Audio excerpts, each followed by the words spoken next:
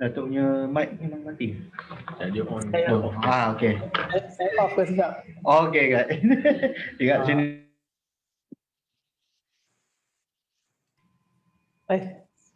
Hang pula sekejap. Apa tu? Cik Naim punya gambar tu ni hang sekejap. Hang ya? Tapi okey dah. Hang kejap. Okey. Just berapa saat je. Okey, kita dah mula tu. Linknya dah ada kepada lain? Link dah bagi dah. Link bagi dah. Belum dapat, Zakiran tak dapat lagi. Okey. Okey Tok. Nanti saya punya kawan akan bagi kat Zakinan. Okey. Kita boleh mula Tok? Boleh. Okey. Assalamualaikum warahmatullahi wabarakatuh dan salam sejahtera. Terima kasih kepada penonton yang sudi menonton dialog kepimpinan yang dipancarkan daripada studio Ailit Putrajaya secara dalam talian hari ini. Okey. Tajuk yang ingin dikupas pada kali ini adalah membina kepimpinan diri, merangsang keupayaan peribadi. Bersama saya pada petang ini ialah yang berbahagia Said Ehsan, Ketua Setiausaha Kementerian Kerja Raya. Apa khabar Tok? Khabar baik. Selamat petang Tok. Selamat petang. Okey, baiklah. Sebelum kita bermula, izinkan saya untuk memperkenalkan sedikit latar belakang Ketua Setiausaha Kementerian Kerja Raya ini, iaitu yang diberi nama Datuk Dr. Syed Omar Sharifuddin bin Syed Ehsan. Bertarikh lahir 6 Disember, berasal daripada Parit, Perak, orang Perak. Ya. Sudah berkahwin, isteri satu. Betul tak? Betul satu ya. Alhamdulillah. Okey. Beliau adalah pemegang PhD Information Science daripada University di United Kingdom. Master in Business Administration daripada University Dallas, Texas, USA. Bachelor of Art, University Malaya. Dan daripada Intan, Diploma in Public Management. Betul tak? Betul. Datuk Dr. Syed Omar juga adalah Best Malay Student in Perak tahun 1980. Pelajar cemerlang 1980. University Award, University of Malaya 1983. Chief Secretary to the Government of Malaysia Award Intan 1988. Ada lagi anugerah yang dipegang Tokoh Ma'al Hijrah peringkat Perak Tengah 2013. Oh, bukan calang-calang kita punya panel untuk hari ini. Dan banyak lagi lah. Working experience, Secretary General, State Secretary, CEO untuk Council of Religion and Malay Custom Perak. Dan banyak lagi lah. Okay. So, memang kita panggil orang yang hebat hari ini untuk membicarakan tentang tajuk membina kepimpinan diri, merangsang keupayaan peribadi. Para penonton boleh daftar penyertaan masing-masing di link yang diberikan di bawah. Di bawah kita punya live sekarang ini. Dan link untuk sijil akan diberikan di penghujung program ini nanti. Okey. Teruskan share, teruskan like, teruskan komen, teruskan bersama kami untuk kita beri peluang kepada Datuk Dr. Syed Omar untuk mengupas apa yang ingin kita bincangkan pada hari ini. Baiklah Datuk. Kita terus dengan perbincangan yang pertama. Ramai kawan-kawan bertanya tentang apa sebenarnya, apa tajuk dialog kepimpinan ni? Apa tajuk yang ingin nak bawa petang ni? Membina kepimpinan diri, merangsang keupayaan peribadi. Apa benda tu? Boleh Datuk terangkan apakah yang dimaksudkan dengan membina kepimpinan diri, merangsang keupayaan peribadi ni tu? Silakan Tok. Ya, Bismillahirrahmanirrahim. Alhamdulillahirabbil alamin wassalatu wassalamu ala asyrafil anbiya'i wal mursalin sayyidina Muhammad wa ala alihi wa sahbihi ajma'in. Rabbi shrah li sadri wa yassir amri wahlul 'uqdatam min lisani yafqahu qawli. Assalamualaikum warahmatullahi wabarakatuh. Sebelum kita meneruskan sesi perbincangan kita pada petang ini, izinkan saya terlebih dahulu ingin mengucapkan jutaan terima kasih kepada Institut Pembangunan dan Keseimbangan Kepimpinan ILID Kementerian Belia dan Sukan kerana sudi menjemput saya sebagai panel dalam dialog pimpinan pada kali ini. Dan semoga perbincangan kita ini dapat memberi manfaat kepada semua penonton dan pendengar di luar sana lah. Dan ini pada saya pertama kalilah saya ada live streaming. Ya. Baiklah, kalau kita berbalik kepada perkara yang telah dibincangkan tadi tentang konsep ini, terlebih dahulu izinkan saya ingin mengungkap apakah yang dimaksudkan kepimpinan. Banyak sebenarnya penulisan tentang kepimpinan ini, ya, antara lainnya R.J. House contohnya menegaskan bahawa leadership is the ability of an individual to influence, motivate and enable others to contribute towards the effectiveness and success of organizations of which they are members. Dan dalam kata lain juga Maxwell, contohnya John Maxwell, banyak penulisan buku dia tentang kepimpinan, melihat leadership ini, leadership is influence, dia kata. Nothing more and nothing less. Maknanya pengaruh adalah sangat penting dalam kepimpinan. Tapi kalau kita berbalik, sebelum kita masuk dalam konsep yang saya nyatakan, kita dalam Islam sendiri pun Rasulullah SAW telah pernah bersabda bahawa dalam hadis diriwayatkan oleh Al-Bukhari dan Muslim menyatakan bahawa setiap kamu adalah pemimpin dan kamu sekalian akan ditanya perihal kepimpinan kamu. Seorang imam atau ketua adalah pemimpin dan dia akan ditanya mengenai kepimpinannya. Seorang lelaki adalah pemimpin keluarganya dan dia akan ditanya mengenai kepimpinannya. Isteri pula adalah pemimpin dalam rumah tangga suaminya dan dia akan ditanya mengenai tanggungjawab kepimpinannya. Jadi seorang pembantu adalah pemimpin harta majikan dan dia akan ditanya mengenai kepimpinannya. Seorang anak adalah pemimpin harta bapanya dan dia bertanggungjawab mengenai kepimpinannya. Maka setiap kamu adalah pemimpin dan setiap kamu akan ditanya mengenai kepimpinan. Jadi kenapa saya gunakan hadis Rasulullah SAW ini adalah kerana dalam perkataan tadi jelas mengatakan bahawa setiap daripada kita adalah pemimpin. Dan pemimpin itu bermula daripada diri kita sendiri. Jadi hadirin sekalian, apabila kita bercakap tentang soal kepimpinan, kita tak dapat lari dari persoalan sama ada soal pemimpin itu kadang-kadang adakah lahir secara semula jadi atau ianya boleh dibuat ataupun dibentuk oleh orang lain. Jadi pada hemat saya, setiap dari kita telah ada daya kepimpinan itu dalam diri kita. Tetapi persoalannya, bagaimanakah cara kita ini untuk membina kepimpinan diri kita dan seterusnya merangsang keupayaan peribadi ini. Jadi, tuan-tuan dan puan penonton sekalian, dalam buku saya ada tulis satu buku yang dipanggil Kepimpinan Lestari yang dicetak oleh Institut Tabir Awam Negara Intan, iaitu buku saya ini bertajuk Kepimpinan Lestari, Mengupaya Diri, Memimpin Insan dan Memperkasa Organisasi. Jadi dalam apa yang saya ingin lontarkan di sini ialah tentang istilah kepimpinan ini. Pada saya, kepimpinan ini bermula daripada 3 perspektif. Satu is leading staff ataupun membina keupayaan diri. Melihat diri dan membentuk bagaimana kita nak membentuk sahsiah diri kita. Kedua adalah leading others, di mana kita meletakkan premis bahawa pemimpin yang hebat adalah pemimpin yang berupaya menjadi pemangkin kepada pembentukan pemimpin-pemimpin lain. Dan yang ketiga sekali ialah tentang leading the organisation. Kemudian seorang peneraju sebuah organisasi memimpin organisasi berkenaan. Bagi saya, untuk menjadi pemimpin yang berwibawa, pemimpin yang berciri-ciri kepimpinan yang unggul dan dibentuk sebaik mungkin, kita perlu ada daripada dalaman kita. So, kepimpinan kita akan terselah. Apakah yang kita nak buat? Jadi justru siapakah sebenarnya yang bertanggungjawab membentuk kepimpinan seorang? Jawabnya tiada lain dan tiada bukan adalah diri kita sendiri.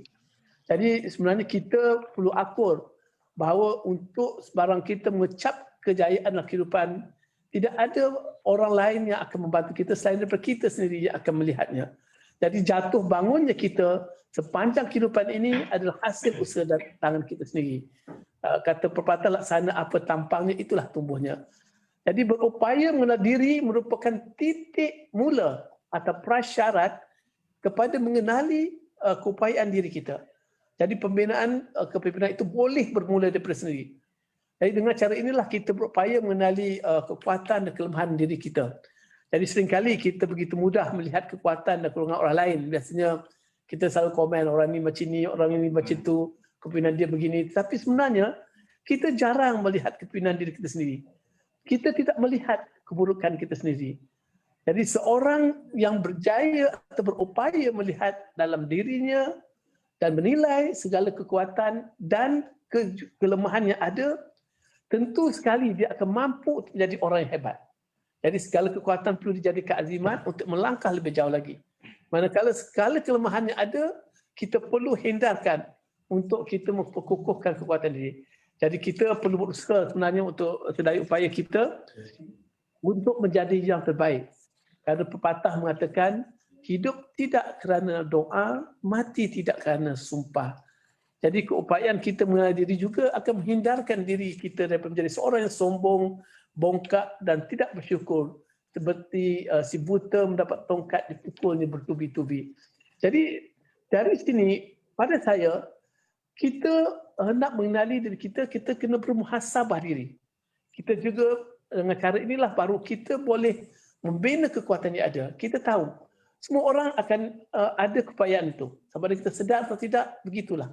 Jadi bagaimana kita nak, bila kita mengenali keupayaan kita, barulah kita boleh membina kepimpinan itu dan menjadikannya sebagai orang yang kuat. Jadi kita ni kadang-kadang dalam keadaan orang Melayu sini, kita budaya Asia khususnya orang Melayu, kita sering menjaga adab, bertutur dan sebagainya. Dan kadang-kadang dari kecil kadang-kadang kita tidak digalakkan untuk bercakap dan sebagainya dengan orang yang lebih dewasa, contohnya untuk tidak mencampuri. Tapi kerana itu mungkin menyebabkan kita ramai adalah yang introvert, yang sukar hendak bercakap, sukar untuk mempamerkan keupayaan masing-masing untuk memimpin sesuatu organisasi. Jadi untuk berjayalah pada saya, kita mesti menanamkan dalam fikiran bahawa kita mempunyai kemampuan yang sangat tinggi. Setiap orang daripada kita mempunyai keupayaan itu. Setiap orang daripada kita, setiap satu daripada kita mempunyai keupayaan untuk menjadi pemimpin yang hebat. Tidak kiralah pemimpin itu merupakan pemimpin di peringkat organisasi, di peringkat masyarakat ataupun di peringkat negara. Jadi di sinilah kita perlu percaya bahawa kekuatan diri kita akan membantu kita untuk membina lebih banyak perkara-perkara yang baik yang mana kita boleh menonjol dengan lebih hebat.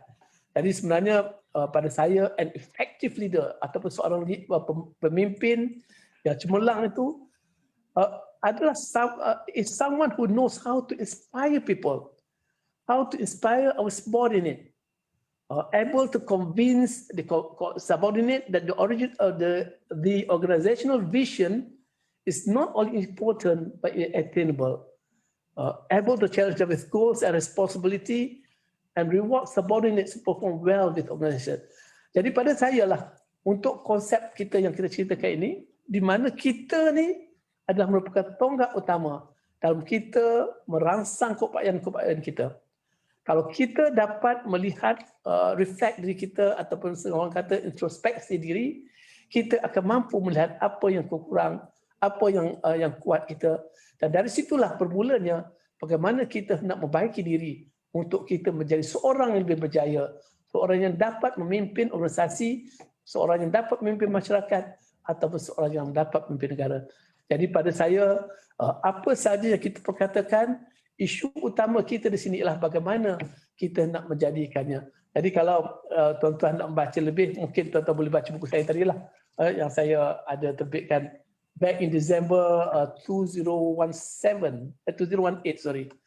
buku ni. Jadi boleh didapatkan. Jadi itu konsepnya Cik Naim ya. Apa yang saya maksudkan dengan bagaimana kepimpinan itu boleh merangsang keupayaan diri kita. Sebab kita bila kita tahu apa saja yang kita ada, kita boleh mencetuskannya. Malah Kalau misalnya ada pemimpin-pemimpin lain yang boleh mengenal kita, melihat diri kita ini dan akan membantu kita dalam kita meningkatkan lagi keupayaan diri masing-masing. Sebab tanpa usaha kita, saya yakin kita tidak akan berjaya. Kita seharusnya keluar dari kepompong yang ada supaya kita dapat keluar daripada sana dan mencorakkan cara kita berfikir, cara kita bercakap, cara kita memimpin organisasi dan sebagainya. Jadi pendek kata pada saya, inilah merupakan perkara utama yang perlu ada pada kita untuk kita menjadi seorang yang berjaya. Itu berkat permulaan Encik Naim. Okey. Okey. Panjang lebar. Harap tidak panjang lebar sangat. Bagus. Okay. Itu yang kami nakkan, sebab ada yang tak faham tentang apa yang cakap membina kebinaan diri, merangsang kebudayaan pribadi. So apa yang Datuk dah terangkan tadi, memang kita secara tak langsung kita fahamlah apa yang ingin disampaikan, apa yang ada dalam buku yang Datuk buat tu. So betul lah apa yang Datuk katakan, nak jadi pemimpin ni kena bermula daripada awal. Kan Datuk?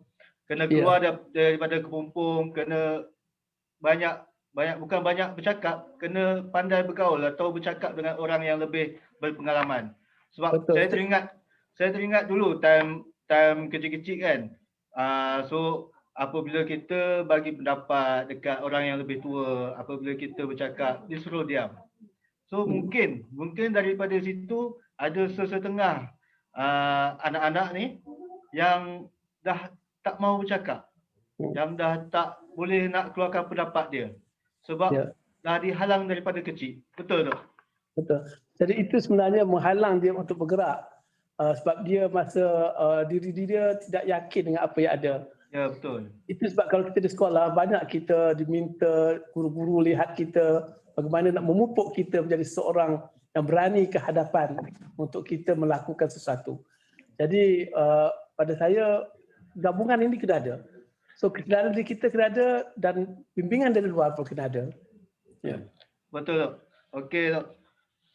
Seterusnya sebelum tu saya nak bagi pesanan penaja kepada para penonton.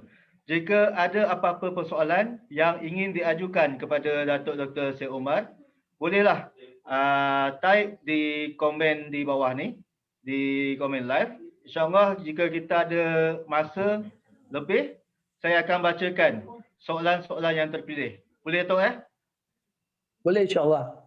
Okey, kepada yang baru saja bersama kami di live FB iLead Dialog Kepimpinan, jangan lupa untuk mendaftar penyertaan di link yang ada di bawah, dan sijil juga akan diberikan kepada mana-mana penonton yang mengisi link borang penilaian program. Okey. Di penghujung program ini. Teruskan menonton. Jangan lupa share, like dan komen. Okey, baik Datuk. Kita teruskan dengan perkongsian yang seterusnya. Kita semua adalah pemimpin tu. Tak kiralah yang macam Datuk kata tadi, daripada sekecil-kecil pemimpin hinggalah sebesar-besar pemimpin. Sama ada pemimpin masyarakat atau pemimpin dunia. Boleh Datuk kongsikan kepada semua penonton, apakah langkah pertama ataupun langkah yang paling penting, yang utama untuk menjadi seorang pemimpin yang hebat, atau boleh saya katakan pemimpin bertaraf global? Silakan Datuk. Okey, di sini satu persoalan yang sangat baik untuk kita perbincangkan.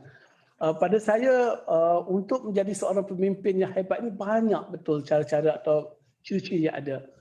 Pertama sekali yang saya rasa sangat perlu ada pada setiap kita ialah kita berpegang kepada ajaran Allah. Itu sangat penting.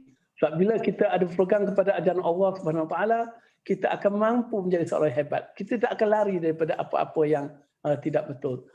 Lillahi ta'ala, apa yang kita lakukan. Yang keduanya, kita kena sentiasa berpegang kepada amanah yang diberikan. Sebab amanah ini adalah merupakan satu tanggungjawab yang sangat besar untuk dipikul, tetapi sebenarnya dan ianya sangat penting untuk kita pelihara. Persoalannya, Kita ni sering agak-agak kadang-kadang abai dengan amanah yang diberikan. Baik amanah kita sebagai seorang penjawat awam, amanah kita sebagai seorang anak, amanah kita sebagai seorang bapa dan sebagainya, itu adalah merupakan tanggungjawab pertama. Jadi untuk menjadi pemimpin yang hebat, kita tidak dapat lari daripada memegang amanah. Kita kena pelihara amanah yang diberikan. Sebab amanah ini, jika amanah ini dijaga dengan sempurna, maka akan terbentuklah satu kekuatan dari kita dan menghindarkan kita daripada melakukan sesuatu yang tidak diingini. Tetapi sebaliknya, jika kita mengingkari amanah yang telah diberikan, maka akan mendorong kita untuk melakukan kesalahan demi kesalahan tanpa rasa takut. Jadi amanah ini tuan-tuan sangat besar. Itu sebab masa kita dalam organisasi, apabila kita diamanahkan untuk menjaga satu bahagian kecil pun, kita perlu memainkan peranan itu. Amanah yang kita jaga tu, itulah yang kita kena buat. Kerja yang kita minta dilaksanakan, itulah amanah yang kita kena pegang. Janganlah kita lari daripada amanah yang telah dipertanggungjawabkan kepada kita. Ini sangat penting. Kerana amanah adalah merupakan titik mula untuk kita menjadi seorang yang hebat. Kalau kita langgar amanah ini, kita tidak akan jadi orang yang hebat. Kedua, pada pandangan saya, pemimpin ini perlu mempunyai ilmu yang luas. Tak kiralah ilmu ini bagaimana kita dapat. Ilmu ini bolehlah kita dapat dari mana macam-macam cara. Satu cara mungkin kita belajar secara formal. Ya, kita pergi sekolah, kita pergi universiti, kita pergi mana-mana saja, itu boleh secara formal. Tetapi pada saya, banyak yang kita belajar ini adalah bagaimana kita mempelajari sesuatu itu secara informal.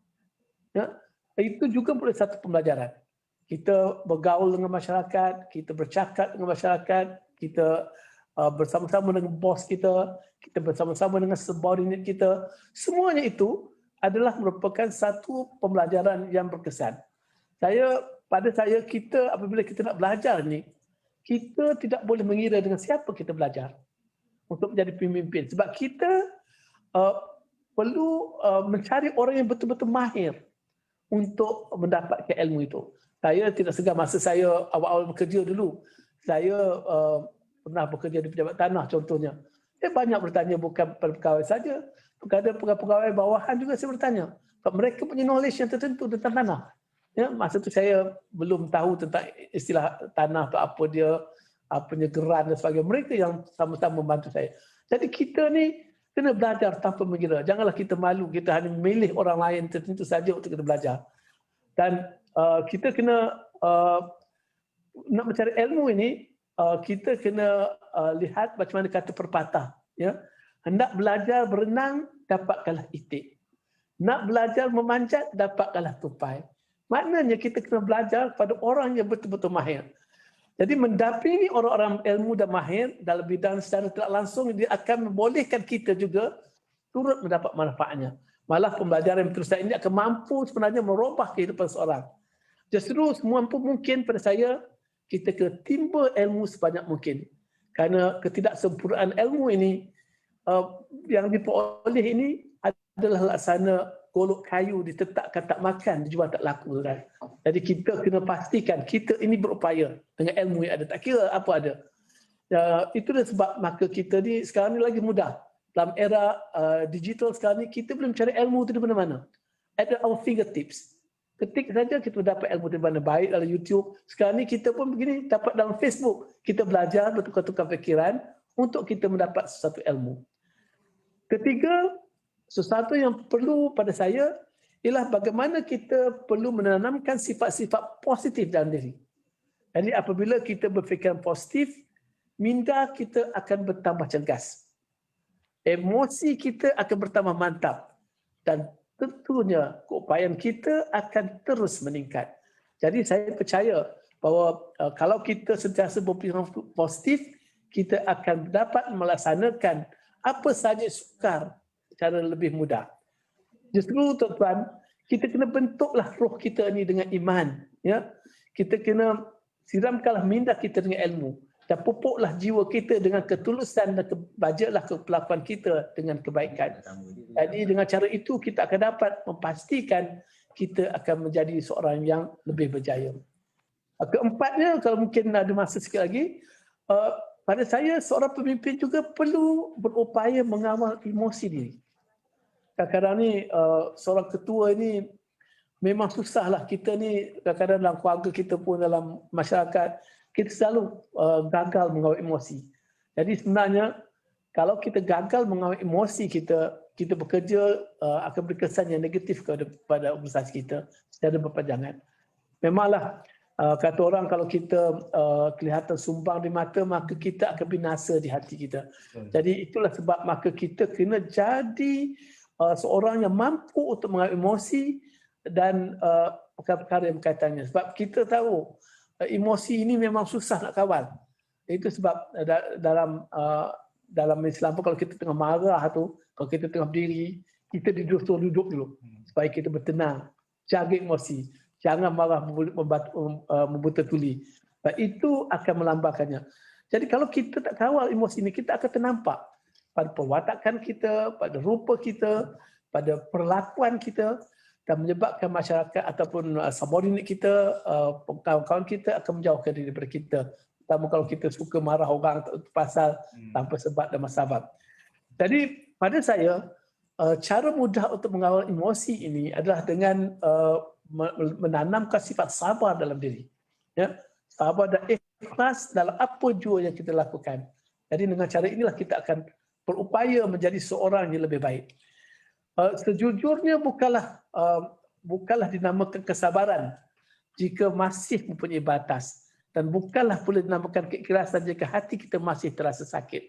Jadi kita kena pastikan apa yang kita laksanakan itu mampu mencernihkan apa saja suasana perhubungan kita antara kita dengan pegawai kita atau subordinate kita. Kelimanya, pada saya, kita kena sentiasa mengekalkan integriti dalam setiap perkara yang kita lakukan. Integriti diri kita ni kena tinggi. Jadi ketinggian integriti diri yang kita miliki akan meningkatkan kepercayaan masyarakat, bukan sahaja terhadap diri kita, tetapi juga terhadap organisasi yang kita jaga. Jadi itu akan memastikan apa-apa yang ada menjadikan kita lebih kuat. Jadi pelanggaran integriti adalah khianat yang pada saya kata yang kita lakukan di atas amanah yang telah diberikan oleh organisasi atau kita. Jadi kita lakukan dengan integriti dengan penuh semangat, dengan penuh keikhlasan, penuh ketulusan, supaya kita lakukan perkara itu dengan seikhlas mungkin.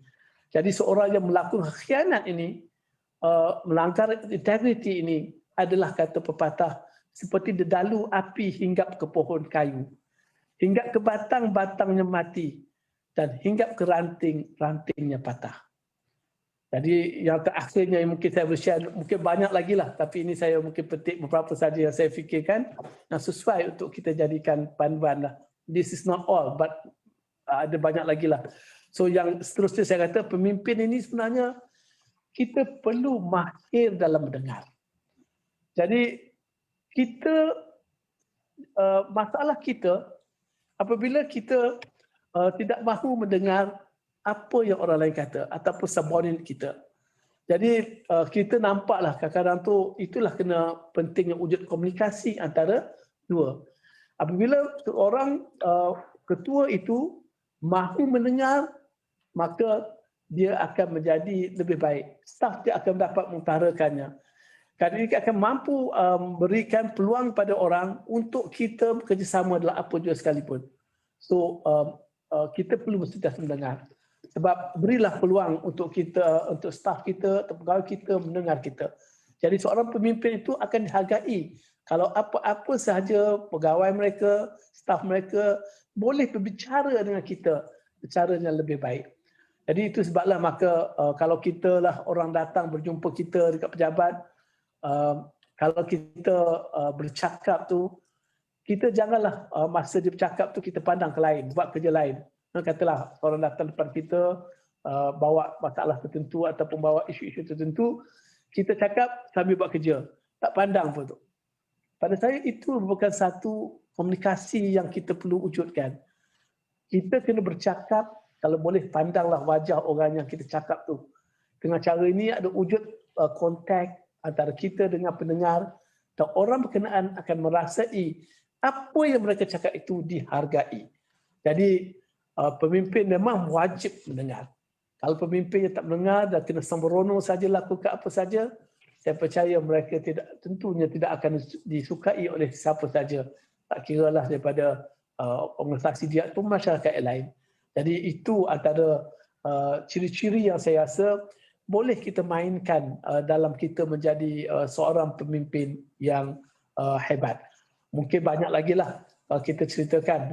Tapi itu antara beberapa perkara yang saya rasa yang... Tapi apa pun yang pentingnya pada saya, kita kena laksanakan amanah yang telah berikan, dan yang pentingnya lillahi ta'ala. Kita lakukan satu perkara itu, matlamat akhir kita adalah untuk mendapat keredaan Allah. Jadi itu sangat penting. Sebab kalau kita hanya melakukan suatu perkara, kita lead sesuatu, hanya berdasarkan kepada apa yang kita hajati, maka ianya tidak akan ke mana-mana dan tidak akan beri makna kepada kehidupan kita. Sebab kita ingat bahawa pemimpin kita macam ayat sabda Rasulullah tadi yang saya telah nyatakan di awal tadi, setiap kita ditanya kepimpinan kita. Jadi kalau kita nak menjadi seorang pemimpin yang hebat, kita perlu menjadi pegawai yang hebat, individu yang hebat, yang boleh mendengar apa saja untuk kita menjadi seorang yang dapat dihormati, seorang yang disegani, dan akhirnya mungkin kalau masyarakat dapat mencontohi orang-orang tertentu untuk kita jadikan sebagai panduan hidup dalam kita penerusi kehidupan kita di dunia ini. Okey, panjang lebar saya bercakap tu, saya nak minta maaf. Okey, tak apa tu. Itu memang kita nak yang panjang lebar. Pasal kita nak bagi penonton faham apa semua nak jadi pemimpin, kita faham. Semua dalam diri kita ni, semua nak jadi pemimpin tu. Cuma macam mana kita nak jadi pemimpin hebat? Apalah kerangkanya? Macam Datuk beritahu tadi, yang pertama amanah, ilmu, sifat positif, kawal emosi, integriti, lepas tu dan mendengar. So benda ciri-ciri ni semua kena ada untuk menjadi seorang pemimpin yang hebat. Betul tak? Benda tu simple saja. Semua orang ada. Betul. Semua orang boleh buat. Betul. Antara tak nak saja. Cuma kebanyakan, bukan saya cakap, kebanyakan kita ni nak menjadi pemimpin, banyak benda yang simple ni yang terlepas pandang tu. Tapi itulah, kita ni kadang-kadang kalau kita berhajat untuk menjadi pemimpin, kita hendaklah menjadi pemimpin yang hormati, bukan memijak kepala orang lain untuk kita naik. That's very important. Betul. Okey tu, sama-sama tu. Saya ada soalan daripada kita menonton sama-sama tu sementara. Okey, daripada Wan Kasfilah. Kalau nak mengatasi orang yang tak amanah, macam mana ya? Macam mana tu? Kalau nak mengatasi orang yang tidak amanah. Okey, untuk orang yang tidak amanah ini, pertama sekali memang kita dalam negara kita, dalam peraturan pejabat sebagainya, kita memang ada peraturan-peraturan yang tertentu. Jadi peraturan-peraturan itu akan mengekang orang itu supaya menjadi orang yang amanah. Tapi saya tak nak bercakap tentang perkara itu. Pada saya amanah ini perlu kita pastikan. Macam tadi nak mengekang apa salah tadi Cik Naim? Untuk yang amanah ni kita nak mengekang orang yang tak beramanah. Okay. Jadi pada saya itu sebab maka kita nak mengekang orang yang tak amanah ini, selain daripada peraturan-peraturan yang ada dilaksanakan secara official, kita perlu menanamkan sifat-sifat ini dari mereka. Itu sebab saya bila nak bercakap pada amanah ini, saya selalu berpegang kepada apa yang dikatakan oleh Yusuf Al-Qaradawi. Bagaimana nak menjadikan kerja itu sebagai satu ibadah. Sebab setiap kerja kita ni adalah ibadah. Bila ibadah, kita akan mengekalkan amanah kita itu untuk melakukan satu perkara. Apa Yusuf Al-Qaradawi kata? Antara lain. Pertamanya kata Yusuf Al-Qaradawi, kalau kita nak jadikan kerja itu ibadah, kita perlu melakukan ia dengan terbaik dan yang akhirnya adalah untuk mendapat keredaan Allah Subhanahu Wa Taala.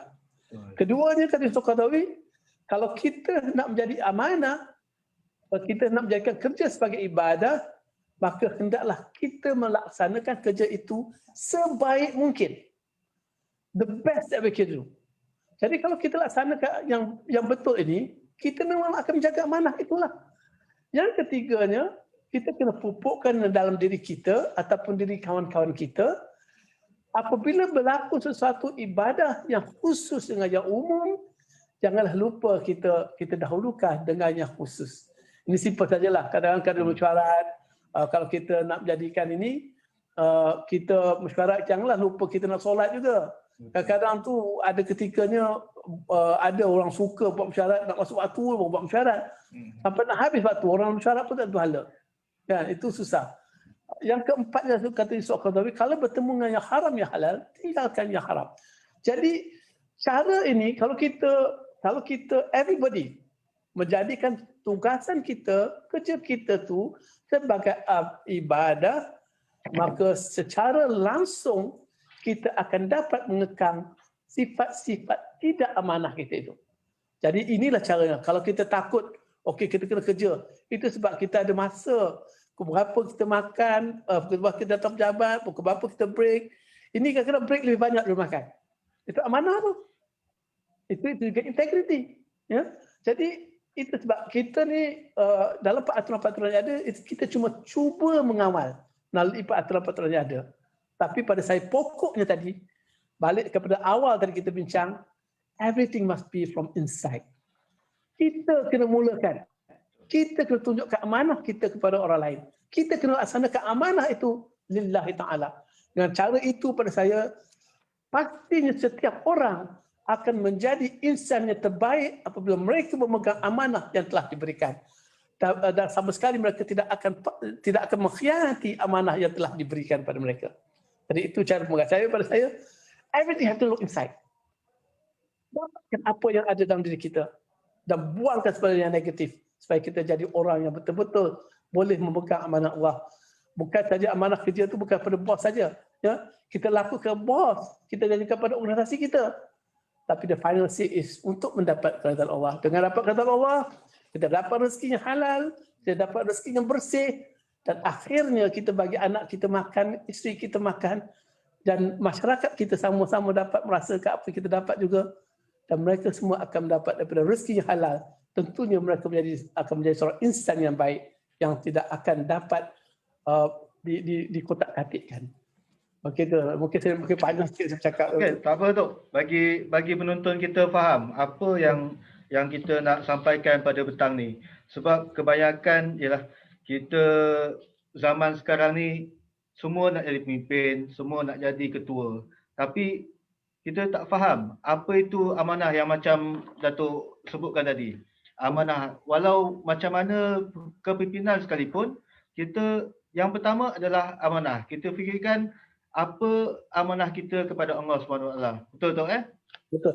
Itu sebabnya maka kita ni kalau kita setiap kali kalau kita ada pejabat, kita naik pangkat, lagi besar tanggungjawab kita. Betul. Lagi besar amanah kita. Bukannya kita naik pangkat dapat duit. Betul. Tapi pada saya, bila naik pangkat tu amanah lagi besar jaga. Jadi itu lagi menakutkan kita kalau kita melakukan sesuatu yang tidak betul. Betul. Baik Tok. Okey. So kita seterusnya.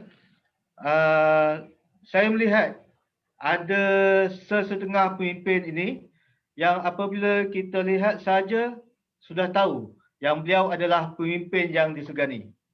Umpama ada aura yang menarik tentang satu-satu susuk tubuh individu tersebut.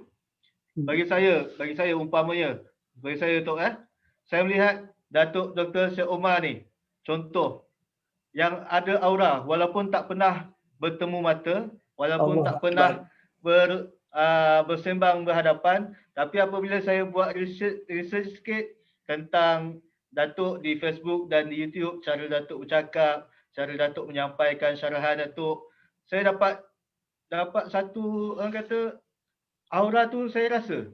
Okey, inilah macam Datuk contoh, macam Datuk ada aura itu, aura seorang pemimpin yang hebat. Allahu Akbar. Okey, boleh tak Datuk kongsikan ciri-ciri ataupun contoh pemimpin yang boleh kami, contoh saya dan para penonton ambil sebagai rujukan untuk kita semua ni untuk menjadi pemimpin yang mempunyai aura. Apabila tengok sekali jalan je Tok. Sekali jalan, sekali tengok wajah Datuk, kita tengok ada aura kepimpinan kat situ. So kami nak yang macam tu. Boleh Datuk kongsikan? Okey, itulah antara ciri-ciri lah sebelum saya masuk kepada pemimpin yang kita hormati. Memang sebenarnya itu sebab maka dalam kita melihat seseorang itu sebab maka kita ni perlu membina diri kita. Cara kita bercakap, cara perwatakan kita, mungkin kita tak handsome, tak apa. Tapi cara kita approach orang lain dengan senyuman kita dan sebagainya, itu akan menunjukkan bagaimana kita beri ruang kepada orang untuk mengenali kita dengan lebih rapat. Dan dalam soal ini kita gitu sebab maka kadang-kadang kita lihat seseorang itu bila kita lihat, kita nampak dia ada ciri-ciri tertentu yang kita rasa seronok nak bersama dia dan sebagainya. Tapi menyentuh tentang pemimpin-pemimpin hebat ni, saya rasa banyak pemimpin junior ni yang hebat, yang dekat dan jauh. Tapi saya memang kita sebagai orang Islam, pemimpin pertama yang paling hebat yang tidak ada tunggut banding ialah Rasulullah SAW sendiri. Iaitu dari kecil lagi sebenarnya Rasulullah ini telah terbentuk sahsiahnya, telah terbentuk kepribadiannya. Seorang yang sangat hebat. Itu sebab maka kalau kita lihat baginda ini telah digelarkan sebagai Al-Amin sejak dari kecil lagi. Maknanya tak pernah menipu, orang yang benar, seorang yang betul-betul perfect. Itu sebab sifat-sifat Rasulullah ni, sifat-sifat Nabi ni kita kata sidik, amanah, tabik, lafatanah tu. Ya, benar dan sebagainya, menyampaikan, itu ada ciri-ciri yang jelas bagaimana penyampaian itu boleh dilaksanakan. Jadi baginda digelar Al-Amin ini kerana beliau memiliki sifat lemah lembut, sifat bersabar, bersyukur, adil, seorang yang tawaduk, menjaga kesucian diri. Baginda juga seorang yang pemurah, walaupun begitu beliau baginda seorang yang berani dalam memperjuangkan Islam ini dalam zaman itu. Jadi tidak ada tolak banding pada baginda. Malah penulis-penulis barat pun yang sangat popular, saya ingat orang pun banyak kali menyebut, yang ditulis oleh Michael Heshad dalam bukunya 100 Most Influential People in the World. Dan dalam ni Rasulullah SAW telah diletakkan sebagai orang pertama. Jadi memang tidak ada tolak banding. Walaupun kita tak pernah bersua muka, tapi melihat gaya kepimpinan Rasulullah, bagaimana beliau melihat ini dengan lebih jelas, bahawa apa-apa saja lakukan mesti ada keterbatasannya, mesti ada usahanya, mesti ada sesuatu yang beliau nak tunjuk. Itulah maka selain daripada Al-Quran, kita juga melihat Al-Hadis dan juga apa-apa saja yang perbuatan yang Rasulullah lakukan. Itu sebagai sesuatu yang sangat-sangat kita perlu ikuti. Jadi sesiapa saja perlulah melihatnya. Selain daripada Rasulullah pada saya, kita juga boleh lihat pada khalifah-khalifah yang 4. Contohnya kalau Abu Bakar As-Siddiq, beliau seorang yang mudah. Dalam satu ungkapannya, beliau pernah mengatakan, orang yang kalian nilai kuat sebenarnya aku tak anggap lemah, katanya. Ataupun yang kalian pandang lemah adalah orang yang kuat dalam pandangan kalian. Itu kata Abu Bakar. Sebab Abu Bakar ni, ucapan ini mengabarkan keberanian dan keadilan beliau sebagai seorang pemimpin. Tidak membuka ruang untuk berkongsi dengan orang yang tidak ada kekuatan, malah menjadi penguat kepada mereka yang lemah. Itu satu perkara yang jelas. Begitu juga dengan Sayyidina Umar. Seorang ni Sayyidina Umar ni orang yang boleh ditakuti zaman Quraisy dulu, zaman kebangkitan Islam dulu. Sebelum masuk Islam, tidak ada seorang yang ditakuti. Tetapi apabila beliau menjadi seorang Islam, beliau menjadikan seorang yang sangat lemah lembut. Seorang yang tegas tetapi dalam keadaan tertentu, beliau seorang yang lemah lembut.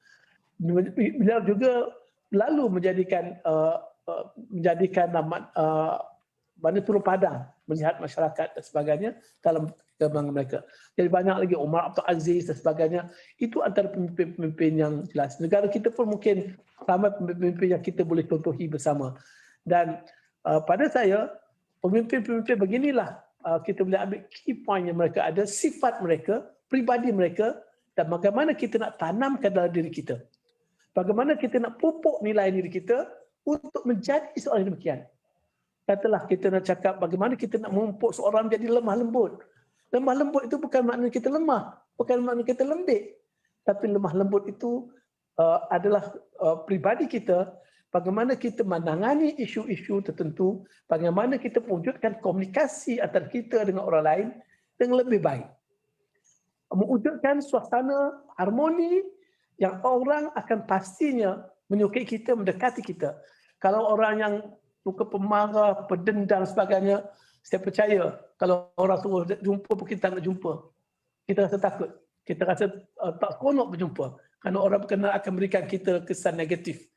Orang-orang yang begini akan bawa aura yang negatif kepada kita dan menyebabkan kita juga akan merasa terkena tempiasnya. Jadi pada saya lah, pemimpin ini kita bercontohi. Mereka yang kita rasa, tetapi terpulanglah pada penonton-penonton sekalian, siapa yang nak jadikan pemimpin yang boleh dicontohi. Tapi pada saya, pada orang Muslim ini, boleh kita tetapkan, malah orang luar, orang Barat pun mengatakan Rasulullah SAW orang yang paling perfect ataupun yang mantap dari segi kecorak kepemimpinannya. Jadi itu yang saya rasa. Dan kita kena serapkan dalam diri kita. Walau dalam apa juga sekalipun, kita lah. Bagaimana Rasulullah boleh laksanakan? Ya, dalam suasana zaman di mana Quraisy menekan dia, baginda sentiasa begitu kukuh dan kuat bersama-sama dengan orang lain. Jadi itulah sebab maka kita dalam masyarakat ini, kekuatan kita kadang-kadang bukan terletak pada diri kita sendiri juga. Ianya juga terletak pada orang keliling kita. Orang keliling kita lah akan membantu kita untuk kuat.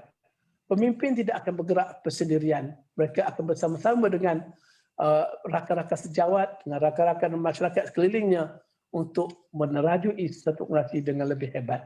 Jadi itu antara perkara yang saya boleh kongsikan, Cik Naim. Okey, terima kasih tu. So maknanya aura tu terbentuk, yang saya faham memang diri sendirilah. Memang ada sifat-sifat yang kita kena ada dan keadaan sekeliling kita. Betul tak? Betul. Okey Dok, ada soalan daripada penonton sambil tu. Adakah pemimpin memang dilahirkan sebagai pemimpin atau ianya boleh dibentuk? Ini soalan yang famous tu. Itu di preamble atau pembukaan saya tadi, saya kata ada nyatakan perkara ini. Bahawa seorang itu ada kadang-kadang lahir semula jadi dan kadang-kadangnya ianya perlu dipupuk oleh orang lain. Makna sebenarnya di sini dua-duanya boleh. Tidak ada satu jawapan yang kata ini atau itu. Pada saya seorang itu dia boleh lahir secara sendiri kepada kekuatan yang ada pada diri, tapi sebenarnya kekuatan seorang itu dia lahir daripada peruntukan orang kecil lah. Ya. Contoh tadi masa kita cerita tadi bila mak bapak, kalau kita bagi semangat kita, bagi encouragement, kita secara tidak langsung akan menjadi seorang yang lebih bercakap. Betul. Dan boleh bercakap, boleh memimpin dan sebagainya. Begitu juga kalau suasana yang tadi yang kalau ada mak tak bagi, jangan buat, jangan kacau orang tua. So itu kan menyebabkan ini. Jadi pemimpin juga boleh dibentuk. Saya percaya itu sebab maka saya suka melihat pemuda-pemuda yang boleh menguasai program-program tertentu ataupun mengambil alih suatu perkara itu dan mereka boleh dibentuk. Dari segi ilmunya, dari segi keupayaannya, dari segi kekuatannya. Sebab itu sebab kadang-kadang saya suka bersama-sama orang yang beri peluang kepada masyarakat, beri peluang kepada subordinate kita untuk mereka beri pandangan, untuk mereka melaksanakan apa saja. Dengan cara itulah maka kita boleh membentuk mereka. Seorang pemimpin yang hebat adalah seorang pemimpin yang bukan hanya berjaya memimpin diri dia, tetapi juga seorang pemimpin yang boleh melahirkan lebih ramai pemimpin. Jadi maknanya di sini pemimpin itu boleh tersendirinya dengan diri dalam diri kita apabila kita telah memahami diri kita dan boleh juga dibentuk oleh orang lain. Kadang-kadang tu memang kita nampak mereka awal tu orang tu memang introvert, takut nak pergi ke depan, nak bagi ucapan pun takut. Tapi bila dibentuk, dipupuk, maka insya-Allah mereka akan dibimbing untuk menjadi orang yang boleh kuat. Jadi dua-dua boleh. So it can be either one. Tapi seorang kalau dia ada dalam dirinya sifat seorang pemimpin dan dia lagi dipupuk, saya ingat orang tu lagi lebih hebat. Dia ada dua-dua ciri tu. Ya. Betul tu. So macam jelah kita ambil peran saya lah, contoh senang ya. Kalau dulu saya ni memang introvert tu. Ya. Orang cakap je saya senyap, saya diam je. Orang cakap saya diam je. Tapi apabila sampai satu masa ada satu desakan ataupun satu paksaan daripada kawan-kawan, so insya-Allah diri kita boleh dipupuk jadi untuk ke depan. Betul tak kan? Betul. Ya. Okey Tok. Kita seterusnya ke segmen seterusnya, soalan daripada penonton. Walaupun tadi ada soalan daripada penonton, kita ambil juga soalan daripada penonton. Okey, ada beberapa soalan. Yang pertama Tok, daripada Isyam Ismail. Akhlak yang bagaimana paling penting untuk membentuk seorang pemimpin? Wah, akhlak bagaimana? Wah, Ini itu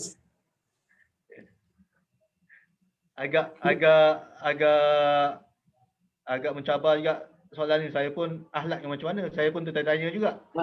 Jelas, perkataan akhlak itu dia besar maknanya. Tapi pada saya akhlak itu seorang, kalau kita katakan seorang itu seorang berakhlak, maka ianya berakhlak itu di sini bawa konotasi bahawa dia seorang yang baik, dia seorang yang positif, dia tidak melanggar peraturan-peraturan tertentu. Jadi inilah akhlak yang kita nak. So dalam diri kita, dari macam contoh pimpinan Rasulullah, akhlak Rasulullah itu sendiri merupakan kekuatan yang tunjuk oleh baginda bagaimana dia menjadi seorang pemimpin. Jadi kita ni begitu juga. Kita kena pupuk akhlak kita. Kita nak jadi pemimpin, takkanlah kita nak asyik nak mengarah orang je, tak tahu pasal. Orang pun tak nak kita, tak datang, kalau boleh lari je. Kecuali kalau dia tiba-tiba dia dapat apa saja pun, dia sebab terpaksa duduk pergi jumpa bos, barulah kita berjumpa contohnya. Jadi pada saya, apa-apa saja yang positif itu adalah satu akhlak yang baik. Akhlak can mean a lot of things. Ya? Okey. Okey, Tok. Seterusnya ada lagi daripada Muhammad Zaini Bakar. Boleh Datuk kongsi untuk dapatkan kekuatan untuk keluar daripada comfort zone dan ada willingness to take the challenge. Okey, itu perkara yang sangat penting pada kita lah. Pertama pada saya, pengalaman saya sendirilah. Ya. Kita kena berani mencuba. Kita kena berani mencuba. Dan kita kena meyakini diri kita. Terus saya pun takut juga, macam saudara Naim jugalah. Ya. Kecil-kecil takut juga. Mana nak pergi depan bawah ramai ni. Betul. Tapi disebabkan dulu masa kita kecil-kecil tu, kita tidak boleh bergerak terlalu aktif. Saya personally lah. Tak boleh bergerak aktif kerana kita ada isu-isu kesihatan sedikit. Tapi jadi cara saya nak mengalihkan diri saya ialah saya memasuki persatuan. Persatuan. Walaupun itu saya beranikan diri. Dengan dorongan cikgu dan sebagainya, saya beranikan juga diri. Saya masuklah persatuan, masuk debate lah, apa benda lah saya masuk. Poem lah. Bukan senang lah. Kadang kita nak depan kawan-kawan kita pun kita tak berani. Tak bercakap. Jadi itulah cara kita nak memupuk diri kita tu. Kita kena tanamlah hati kita. Kalau kita boleh buat. InsyaAllah. Kalau kita kuatkan tenaga minta kita boleh buat. Kita akan laksanakan. Saya pun tuan takut. Mungkin saya cerita ke pengalaman saya jugalah. Saya pernah jadi dilantik sebagai CEO Majlis Agama Islam Perak. Ya. Saya sebenarnya nak pergi itu semulanya takut. Takut. Sebab kita bukannya ustaz. Background saya tadi dalam social science, art and social science, dalam MBA dan MIS dan knowledge management my PhD. Tidak ada kaitan dengan pengajian Islam. Tapi disebabkan amanah yang dah diberikan oleh kepimpinan di Perak masa ketika itu, inginkan saya berada di sana dengan selepas beristikharah banyak kali. Saya yakin Allah kata saya kena ke sana, maka saya ke sanalah. Itu sebab saya merupakan pengalaman saya sebagai CEO Majlis Agama Islam Perak, satu pengalaman saya sangat saya rasa hebatlah, bukan hebat, maknanya pengalaman yang sangat hebat di sana. Sebab takut Cik Naim. Saya takut bukan apa. Takut pergi sana, kita takut nak pertama sekali saya takut dia kena suruh istikharah. Betul tazkirah. Betul tazkirah. Baca doa ke tu kan? Kita ni bukan ustaz, tiba-tiba dia kata bagi tazkirah sedikit. Jadi itulah yang menakutkan, tapi disebabkan oleh saya merasakan saya telah buat istikharah banyak kali sebelum menerima pelawaan daripada Perak untuk jadi CEO Majlis Islam tu. Saya kuatkan semangat saya dan alhamdulillah saya berjaya bersama dengan Majlis Islam Perak selama 3 tahun, 3 bulan dan 3 hari. Oh, cantik nombor tu. Jadi maknanya kita boleh pupuk lah Yalah, benda tu. betul. Ha. Okey Tok. Ya. Ada lagi soalan? Banyak soalan Tok. Boleh ke? Boleh. Okey, ini soalan daripada Hasnul Yusof. Assalamualaikum Datuk. Waalaikumsalam. Boleh share amalan harian Datuk yang boleh mendidik hati seorang pemimpin. Allah Akbar. Ini nak sebut amalan kita ni, kita ni Amalan. saja hebat. Amalan Datuk lah. Kita ni bukannya hebat sangat, tetapi Allah Akbar, macam mana cerita ke tidak? Boleh berkongsi. Bolehlah. Amalan saya sebenarnya, mungkin saya ni kalau boleh, ni bukan saya nak apa ni, mendapik dada, bukan ya. Tak. Tapi apa yang saya buat, saya ni seorang yang suka datang pejabat awal. Okay. I like to go to the office very early in the morning. So biasanya saya yang buka lampu tu, buka pejabat, buka lampu. Gelap lagi orang tak datang. Sampai sekarang pun saya awal datang. Jadi masa antara pukul, saya selalu sampai jabat antara 7 ke 7 suku saya dah sampai. Walaupun masa tu jabat buka pukul 8. Jadi apa yang saya buat, saya istiqamah hari-hari, masa contoh dekat Intan, start daripada saya menulis buku contoh ni, buku yang saya tulis ni. Bagaimana saya terhasilnya? Saya istiqamah pukul 7 suku saya datang pejabat sampai pukul 8. Iaitu sebelum masuk waktu kerja pejabat lah. Masa saya dekat Intan pun menulis pun merupakan satu aktiviti kita dalam ni, official juga. Tapi saya selalu lakukan di awal pagi. Saya buat tu, maka terhasillah satu buku yang saya buat dalam masa setahun lebih sikit. Masukkan satu buku yang saya rasa Keduanya, sebaik mungkinlah saya ajak rakan-rakan semua, mulakanlah kita dengan membaca Al-Quran. Saya takes the time, kadang half an hour pun cukup. Di awal pagi sebelum kita start bekerja.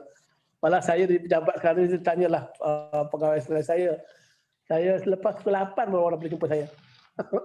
Sebab waktu masuk pukul 8 dah lebih setengah kan. Tapi pukul 7.30 tu saya dah ada tu, saya akan bersama, kadang-kadang saya online. Ada banyak program agama yang saya online.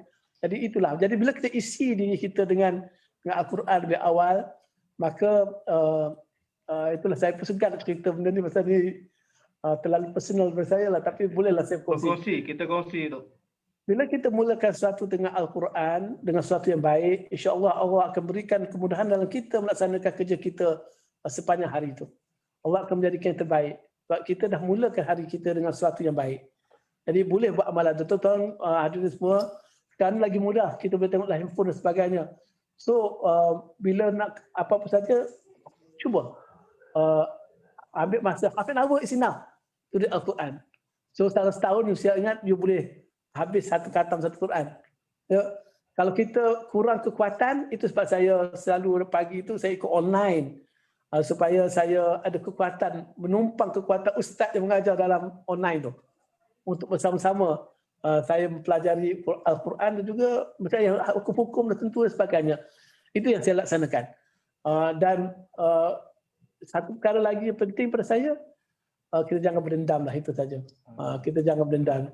So rutin kita hari-hari itu kita kena itu. Jadi itu sebab maka masa yang keluar tu kita boleh gunakan dengan macam cara lah. So dengan bimbingan itu pada saya yakin Allah akan bantu kita dengan yang terbaik. InsyaAllah. Okay, insyaAllah. Terima kasih. Itu amalan untuk kepada penonton. Itu amalan daripada Datuk Dr. Syed Omar. Bolehlah kalau nak ikut. Sebab kebanyakan pemimpin yang hebat memang ada amalan-amalannya yang dirahsiakan. Kan betul Tok kan? Saya tercerita lah pula. Minta maaf lah Tuan. Boleh Tok, tak ada masalah. Kita at least kita tahu apa amalan-amalan pemimpin-pemimpin hebat ni. Semua ada yang lain, pemimpin lain, amalan dia lain, pemimpin lain, amalan dia lain. So berbeza-beza. So kita ambil mana yang baik Datuk. Ya. Okey. Soalan daripada penonton yang terakhir Tok. Ya. Antara amanah, integriti dan kemanusiaan, di mana seorang pemimpin perlu utamakan? Tiga-tiganya sangat utama. We have to make it together. Amanah, integriti dan kemanusiaan. Semuanya. Jadi itu sebabnya dalam hidup kita ni, selain daripada pegang, kita selalu bercakap hablum minallah wal hablum minan nas. Hubungan kita dengan manusia dan hubungan kita dengan Allah. Jadi ada bahagian, a portion tu, kita berpegang amanah tu pada manusia, pada apa-apa saja masyarakat, dan dalam masa sama amanah kepada Allah. Itu sangat penting. Hablum minallah wal hablum minan nas. Ingat tu, bahawa kita ni hidup di dunia ni, bukan hanya kita seorang. Kita akan dipertanggungjawabkan, kita akan dipersoalkan apa kita lakukan kepada masyarakat kita, apa kita lakukan kepada orang ramai. Itu sosial lah. Sosial tu mungkin one to one ataupun mungkin satu dengan ramai. Tapi maknanya kita kena pastikan ketiga-tiga elemen itu sangat penting. Malah saya kata tadi dalam ucapan saya yang awal tadi, antara ciri-ciri yang kita perlu ada, pegang amanah, kita integrity, kita positif, kita mendengar, kita mahir mendengar, itu adalah bukan. Jadi mahir mendengar itu adalah sosial tadi. Kalau kita mahir mendengar, kita akan dapat rasa empati kita pada orang tu, akan memahami orang berkenaan bagi membolehkan kita menjadi seorang yang boleh diterima oleh sesiapa saja. Itu yang boleh saya nyatakan Cik Naim. Ya, Saudara Naim. Okey, itulah. Itu saja untuk soalan daripada penonton. Minta maaf kepada penonton kalau ada yang terlepas pandang. Lain masa kita akan baca lagi. Okey, untuk yang terakhir tu, kita dah sampai ke penghujung program. Mungkin ada sepatah dua kata untuk Datuk rumuskan berkenaan dengan tajuk kita hari ini, membina kepimpinan diri, merangsang keupayaan peribadi. Silakan, Tok. Okay, terima kasihlah. Saya secara umumnya boleh saya kupaskan pada beginilah. Iaitu memimpin ini adalah merupakan satu amanah yang sangat berat dan memerlukan komitmen yang tidak berbelah bagi daripada kita. Iaitu saya dah tekan banyak kali, ulang-ulang kali lah. Tadi lagi membolehkan kita berupaya untuk memimpin masyarakat ataupun memacu organisasi ke arah kehebatan dan kesemangan. Pimpinlah diri kita dulu. Kita kena berjalan betul. Jangan kita mengajar macam mengajar anak jalan betul. Kita pimpinlah diri kita dulu. Pimpinlah ke mana arah yang lebih baik. Jadi bentuklah diri menjadi seorang yang committed.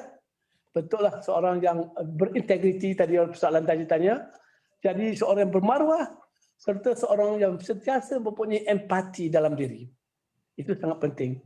Jadi seorang pemimpin yang hebat perlu mempunyai akal yang waras dan cerdas, perasaan dan emosi yang kental, komunikasi yang lembut dan teratur, telinga yang sentiasa bersedia untuk mendengar, serta keupayaan dan kekuatan untuk membuat keputusan. Oleh yang demikian, janganlah kita berasa hebat dengan bongkak, dengan pangkat yang kita ada sebagainya. Berasa kagum dengan harta yang diperoleh atau terpesona dengan rupa kita dan sebagainya. Itu semua sementara saja. Kerana apa yang kita miliki umpama pisau yang tidak berbaja, makin dikilir semakin tumpul. Jadi kita hendaklah terjadi segala-galanya kita telah meletakkan amanah sebagai kita telah sentiasa meletakkan amanah sebagai isu utama, kerana kita dilahirkan di dunia ini sebagai khalifah untuk menjadi khalifah di dunia dan bertanggungjawab kita kepada masyarakat dan organisasi kita. Jadi itu yang saya harapkanlah tuan-tuan dan puan-puan, marilah sama-sama ni. Apa yang saya nyatakan ini mungkin pandangan saya sendiri. Kalau saya tersilap, silap kata saya mohon maaf lah. Mungkin boleh bertanya lah. Kalau nak bertanya tu saya akan tengok juga.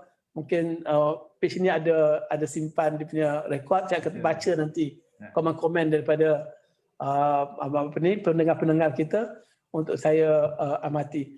Dan insyaAllah saya doakan semua yang mendengar saya ingat ramai juga hari ini penontonnya. Ada lebih 500 tu. Ada 661 orang kita kenal. So kita beat the 500. Kita berjaya lebih 500 tu. Terima kasih kepada penonton yang setia datang bersama kita pada hari ini. Satu jumlahnya pada saya sangat besar, 661 orang untuk bersama-sama kita berada dalam suasana yang harmoni ini. Alhamdulillah. Okey, baiklah tu. Terima kasih kepada yang berbahagia, Datuk Dr. Syed Omar Sharifuddin bin Syed Ehsan, Ketua Sulsel Kementerian Kerja Raya, atas kesudian berkongsi ilmu dan pengalamannya hari ini. Tidak lupa juga kepada ribuan tidak lupa juga kepada para penonton, ribuan terima kasih kami ucapkan kerana sudi menonton dan mendengar dialog kepimpinan hari ini dari mula hinggalah sekarang. Jangan lupa kepada penonton untuk mengisi borang penilaian untuk mendapatkan sijil penyertaan hari ini di dalam ruangan komen. Okey. Kita penonton boleh teruskan apabila ada sebarang soalan. Mungkin Datuk lepas ni boleh jawab komen-komen yang ada di Facebook, ya Tok? InsyaAllah saya akan cuba pergi tengok nanti untuk saya jawab mana yang tak sempat dia jawablah tadi ya. Walaupun lepas ni kita dah habis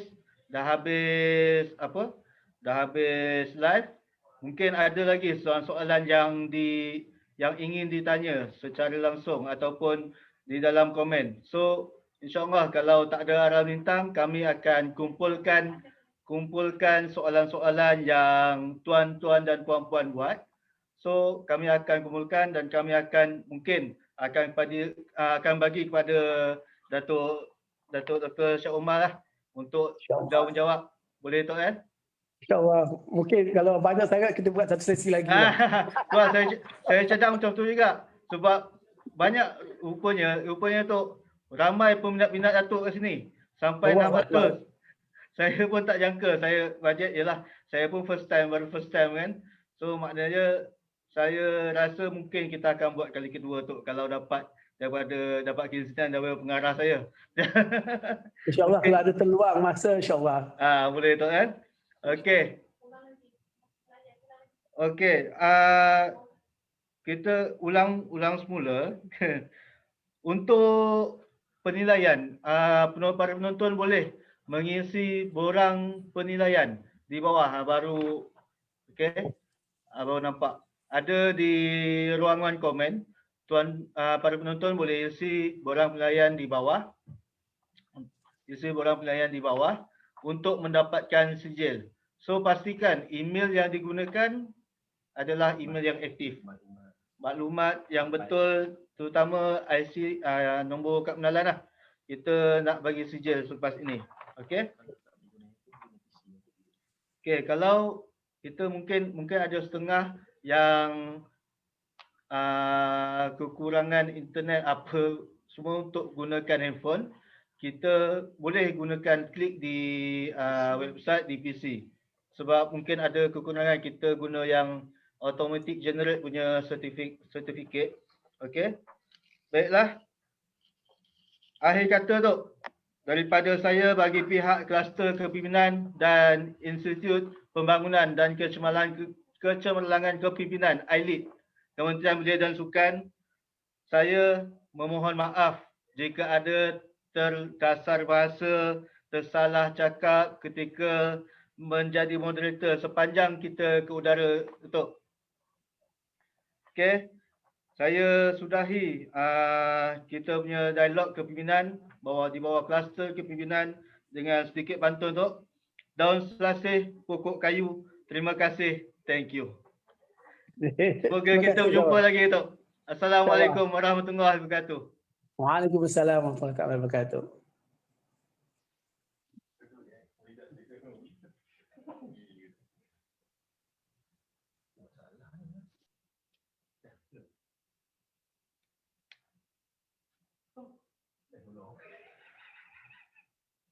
Bentuk orang boleh kami tu.